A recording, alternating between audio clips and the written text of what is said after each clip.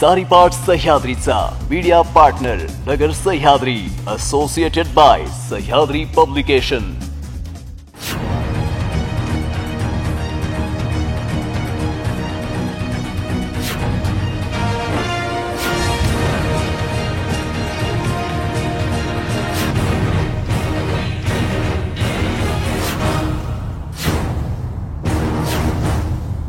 अत्यंत संतापजनक असा प्रकार समोर आलेला आहे.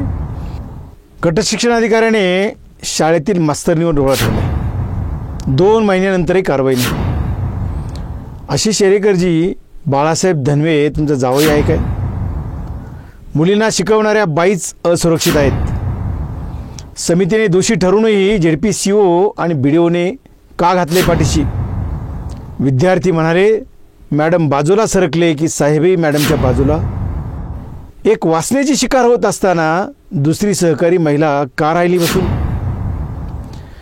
जावयाला सांभाळणाऱ्या सासऱ्यावर काय होणार कारवाई? एरेकर साहेब, तुम्हाला बहीण आहे का? आणि असेलच बहीण तर तुमच्या बहिणीसोबत असं घडलं असतं तर? प्रेक्षक नमस्कार, सारीपाट सह्याद्रीच्यामध्ये आपलं सर्वांचं स्वागत. कोलकात्याची घटना घडली, लागोपाठ बदलापूरची घटना घडली.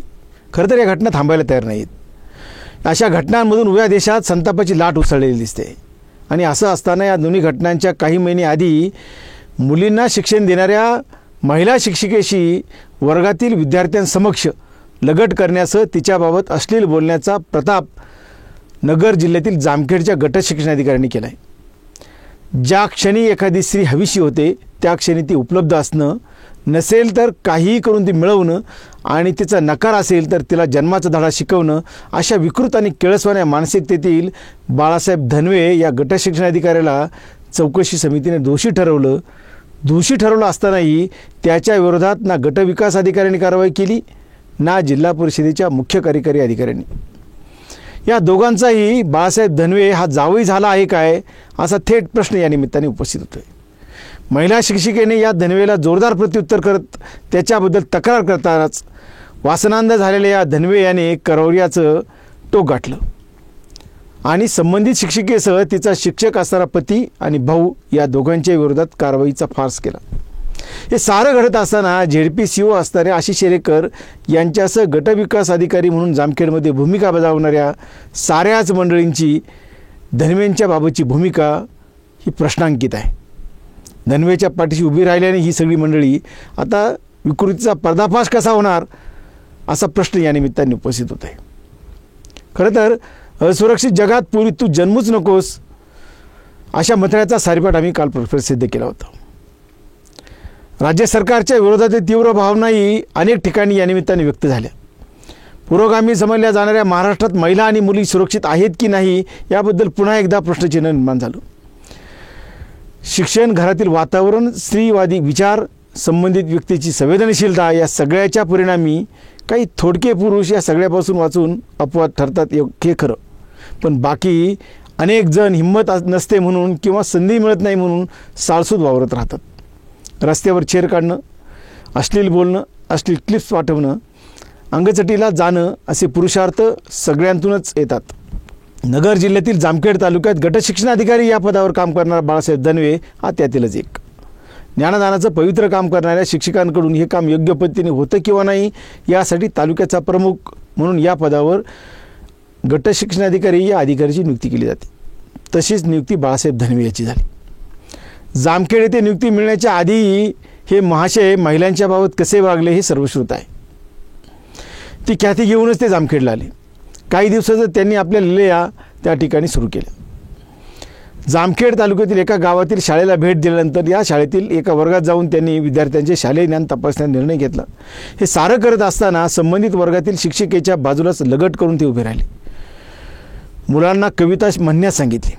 त्याचवेळी जोड शब्दाचं ज्ञान तपासण्याचा निर्णय घेत त्यांनी मुलांना फळ्यावर जोड शब्द दिला. हा जोड शब्द चक्क त्या शिक्षिकेच्या नावाचाच दिला.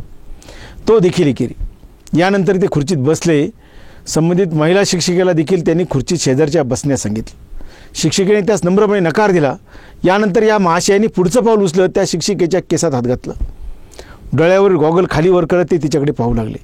यानंतर ते पुन्हा त्या मॅडम शेजारी उभे राहिले. मॅडम बाजूला होताच हे मासे पुन्हा त्या मॅडमच्या शेजारी लगट करत उभे राहू लागले. यानंतर महिला शिक्षिकेने वर्गातून बाहेर पळ काढला. यानंतर हे साहेबही बाहेर आले. कोणाला काही सांगितलं तर तुझ्या कारवाई करेल अशी दमदाटी त्यांनी केली आणि ते निघून गेले. सदर घटनेबाबत संबंधित महिला शिक्षिकेने थेट वरिष्ठांकडे तक्रार केली. यानंतर चौकशी समिती गठीत करण्याचा निर्णय झाला आणि संबंधित महिला शिक्षिका व गट शिक्षणाधिकारी या दोघांचे जबाब नोंदवण्यात आले. जबाब नोंदवताना संबंधित महिलेने झालेल्या घटनेचा सविस्तर घटनाक्रम सांगितला आणि साहेबांनी काळ्या रंगाचा गॉगल घातला होता असा जबाब नोंदवला. यानंतर घटनेचा इन्कार करताना हे बाळासाहेब म्हणाले, मी त्या घटनेच्या दिवशी काळा गॉगल नव्हे ब्राऊन कलरचा गॉगल घातला होता. गॉगल काळा होता की ब्राऊन रंगाचा यात बाळासाहेब अडकले आणि त्यांना वाटलं आपण यातून सुटू. मात्र 7 जणांचा समावेश असणाऱ्या अंतर्गत तक्रार निवारण समितीच्या अध्यक्षा तथा बालविकास प्रकल्प अधिकारी म्हणून काम करणाऱ्या श्रीमती JR बेलेकर यांच्या समितीतील 7ही सदस्यांनी याच बाळासाहेब धनवे यांना दोषी ठरवलं आणि कामाच्या ठिकाणी महिलांचा लैंगिक छळ प्रतिबंधक संरक्षण आणि निवारण अधिनियम 2013 नुसार लैंगिक छळाच्या व्याख्येमध्ये धनवे याचं वर्तन येत असल्यानं त्यांच्यावर कारवाई करावी अशी शिफारस केली. दिनांक 24 जुलै 2024 रोजी समितीने हा आपला अहवाल जामखेडच्या BDOंकडे सादर केला. मात्र त्यावर अद्यापही कोणतीही कारवाई झाली नाही. गटविकास अधिकाऱ्याने धनवे याच्याकडून मलिदा घेतला की त्याच्याकडून अन्य काही हे आता BDOवर कारवाई झाल्यानंतर समजेल. मात्र त्याहीपेक्षा महिला कर्मचाऱ्यावर त्यांच्या वरिष्ठांकडून असं वर्तन घडलं आणि त्याचा अहवाल 2 महिन्यांपूर्वी आलेला असताना त्यावर ZPCO या नात्याने आशिष येरेकर यांनी काहीच कारवाई का केली नाही हा खरा प्रश्न आहे. शाळेतील वर्गात विद्यार्थ्यांसमोर हा संपूर्ण प्रकार घडला असल्याचे आपल्या तक्रारीत संबंधित महिला शिक्षिकेने म्हटले. त्यानुसार 7 सदस्यांच्या गठीत करण्यात आलेल्या समितीने शाळेला अचानक भेट दिली आणि विद्यार्थ्यांचे जबाब नोंदवले. विद्यार्थ्यांचे हे जबाब अत्यंत धक्कादायक आहेत. त्याचा अहवाल आमच्याकडे प्राप्त झालेला आहे. विद्यार्थ्यांनी म्हटलं आहे की साहेब मॅडम शेजारी उभे राहिले, मॅडम बाजूला सरकल्या की साहेब हे मॅडमच्या बाजूला सरकायचे, असा 2 ओळींचा विद्यार्थ्यांचा जबाब आहे. दिनांक 15 जुलै 2024 रोजी या अनुषंगाने वादग्रस्त अधिकारी असणाऱ्या धनवे याचा जबाब घेण्यात आला असता त्याने विद्यार्थ्यांनी दिलेल्या या जबाबाबाबत चकार शब्दही उत्तर दिलं नाही. विद्यार्थ्यांसमोर चाळे करणारे या विकृत मनोवृत्तीच्या इसमास गट शिक्षणाधिकारी या पदावर राहण्याचा नैतिक अधिकारच राहिलेला नाही. मात्र असं असलं तरी त्याने वरिष्ठांची मर्जी सांभाळली किंवा त्यानं आणखी काही पुरवठा केला आहे काय हे तपासातूनच समोर येणार आहे. खरं तर या घटनेत दुसरं वास्तव सत्य जे समोर आलेलं आहे की एका शाळेत 2 शिक्षिका महिला शिक्षिका काम करत होत्या आणि एक महिला शिक्षिका त्या गट शिक्षणाधिकाऱ्याच्या वाचण्याची शिकार होता वाचत असताना दुसरी शिक्षिका या घटनेच्याबाबत चकार शब्दही बोलली नाही. वर्गात जाऊन मुलांसमोर हा धनवे त्या शिक्षिकेशी लगट करण्याचा आणि बाजूला चिटकून उभे राहण्याचा प्रयत्न करत असताना बाईंनी त्यास विरोध केला असता आणि वर्गातून बाहेर पळ काढलं. वर्गातून बाहेर येताच धनवे त्या बाईंवर ओरडला. त्यानंतर दोघांमध्ये जोराचं भांडण झालं. दोघांमध्ये शाब्दिक वाद चालू असताना त्याच शाळेतील अन्य सहकारी महिला शिक्षिका तिच्या वर्गात शांत बसून राहिली. भिंतीला भिंत होती तरीही ती शांत बसून राहिली. धनवे याच्या चुकीच्या वासनांध वागणुकीबाबत एक महिला विरोध करत असताना आवाज उठवत असताना दुसरी महिला शिक्षिका आपण या गावचे नाहीच असा तोरा विरोध शांत कशी बसून राहू शकते. खरं तर अशा महिलांमुळेच पुरुषी वासनांध विकृती बळावते आणि त्यातूनच मग कोलकाता बदलापूरच्या घटनांपर्यंत बदल जाते. ती जात्यात जात असताना आपणही सुपात आहोत ही भावना त्या शिक्षिकेच्या मनात आली कशी नाही हा खरा प्रश्न आहे. राज्यातील माता भगिनी आणि मुली सुरक्षित असल्याची टिमकी राज्य सरकार खरं तर वाजवत आहे. जामखेडची ही घटना पाहता राज्य सरकार महिलांच्या प्रश्नावर किती उदासीन आहे आणि महिलांना न्याय न देता त्यांच्या पाठीमागे चौकशी सीमारा कसा लावला जातो हे या प्रकरणातून खरं तर समोर येत आहे. आशिष येरेकर नगरचे CO आहेत. येरेकर यांनी हा धनवे जावई केला असेल तर येरेकर नामक सासऱ्यावर राज्य सरकार काय कारवाई करणार हा खरा प्रश्न आहे. जिल्हा परिषदेचे मुख्य कार्यकारी अधिकारी म्हणून आशिष येरेकर हे सध्या नगरमध्ये काम पाहत आहेत. 2दा बदली आदेश निघाले येरेकरांचे, मात्र सुईची क्रीम पोस्टिंग त्यांना मिळाली नाही आणि मग त्यातूनच त्यांनी प्रयत्नपूर्वक नगरमध्येच आपली नियुक्ती कायम ठेवली अशी चर्चा आहे.